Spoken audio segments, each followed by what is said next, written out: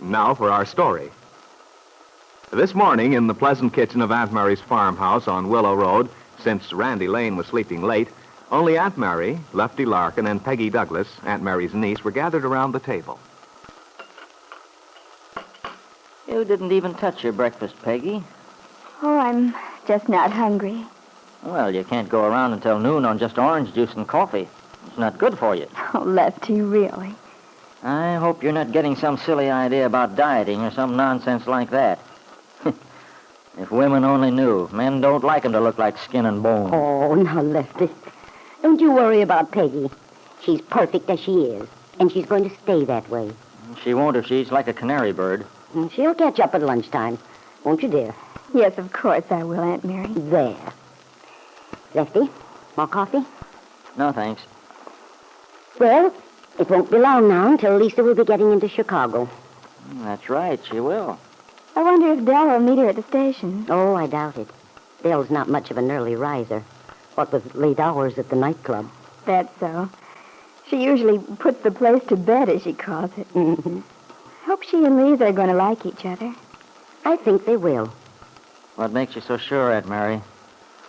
For my money, Lisa and Dell Shipley won't make a very good combination. I just wish you hadn't asked any favors of Dell. Oh, but Lefty, Dell's such a warm, understanding person. Understanding, eh? Well, I guess you knew what you're doing. But I certainly wouldn't expect much results from sending Lisa Fenner to Dell. I do, though. Well, anyway, Lisa's gone. You did the best you could for her. I suppose that's just about the end of her as far as we're concerned. The end? No, Lefty, I don't think it is. What do you mean? Well, just that I'm pretty sure Dell will keep track of Lisa and how she's getting along. And that we ought to be having some first-hand information before too long when Dell comes down here. Dell? Coming down here? Well, why should she be? I asked her to. You asked Dell Shipley to come to Wakefield? Mm-hmm. What on earth for, Aunt Mary? Just when everything's going along nice and peaceful, you go and ask her to come down here and... Lefty, there's something I want to discuss with Dell. Now, you don't have to see her. That's your affair. For that matter, Dell may rather not see you. But she's exactly the person I need for a project I have in mind. Project? Now what? Well, I'll tell you about it if you won't sputter and fume so. You want me to? Yes, you know I do. Well, you know that room at the Brown Palace Hotel? They call it the Palm Room, where they always used to have the Odd Fellows banquets and such? Yeah? What about it? Well, I went to that meeting at the schoolhouse the other night, and we talked about the young people around here. It seems they have no place to go. To amuse themselves, I mean. What's the matter with the Bijou Theater? They change the bill twice each week. Well, yes, I know, Lefty. But young people want more than an occasional movie. They need a place where they can get together, dance, play ping pong and things like that. Peggy, doesn't it sound like a good idea to you?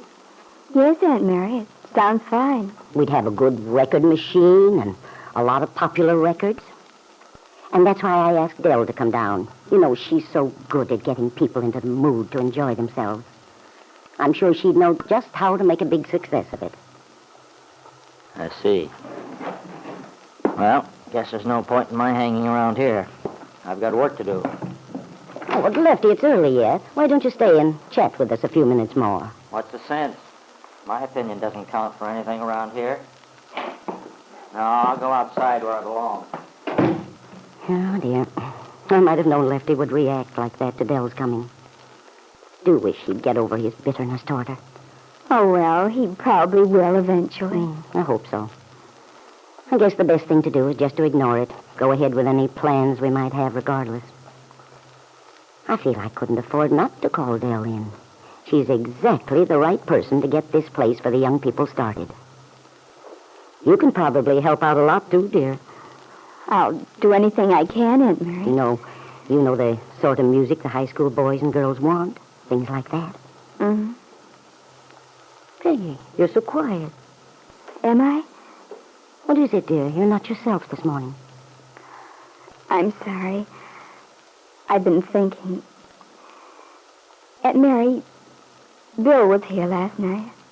He was. Didn't Lefty mention it? I know. Oh, I thought he would. He probably expected you to. How is Bill, dear? He's all right. Aunt Mary, Yes, dear. Bill told me... Well, he said that Kit decided to give him a divorce after all. I see. When did this happen? Just recently. She went out to see him and explained that she'd changed her mind. Didn't want to make a fuss about it. Oh, it's so much better that way. I know how Bill dreaded the thought of having to fight it through in court. Yes. I'm very glad for Bill. And for Kit, too. This must mean she realized it was the only clean way to settle things. Maybe. Oh, I almost wish Bill hadn't told me. Why, Peggy? Oh, it was different before, when I knew Bill was married to Kit, and it seemed to be definite and final. And then when Bill told me how things were between them, I hoped he'd get his freedom because it was right for him. I didn't feel that it had anything to do with me, whatever happened. Well, of course it had something to do with you, dear. With all of us who are Bill's friends. I mean, me personally.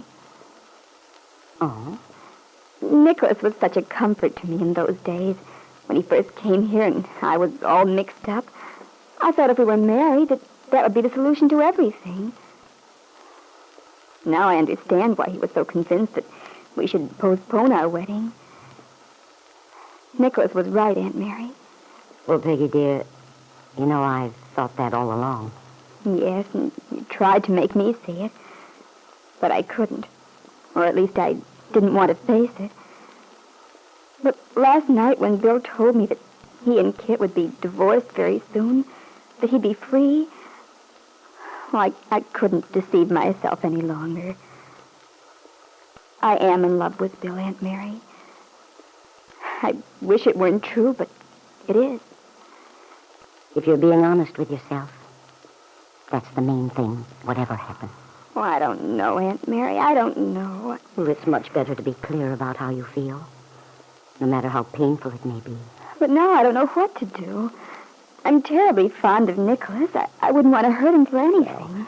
Nicholas is a very unselfish and understanding person, Peggy. His main concern is your happiness. That's evident from the fact that he did insist on postponing the wedding. Yes, I know, but, well, that makes it all the harder. He's been so considerate, so decent all the way through this thing. Think of it this way, Peggy, dear. Would Nicholas be happy married to you when you feel as you do about Bill? That's what I'm not sure about. Sometimes I think I could make him happy, even so. That maybe I'd forget about Bill gradually after Nicholas and I were married. Well, Peggy, it's impossible to calculate exactly what people are going to feel under certain circumstances. Human emotions are so delicately balanced. But I think it's safe to say that the idea of marrying someone you don't love deeply and truly is almost certain to lead to unhappiness for both people. You know, even people who love each other have a hard time making an adjustment. Yes, I know, Aunt Mary. But, well, I don't want to be single all my life. I want to have a home and a family. Why, of course you do, darling. And you should have. But that's what worries me so, Aunt Mary.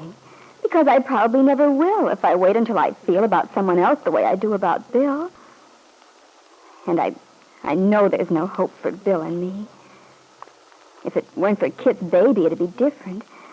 But this way, I don't know what to do.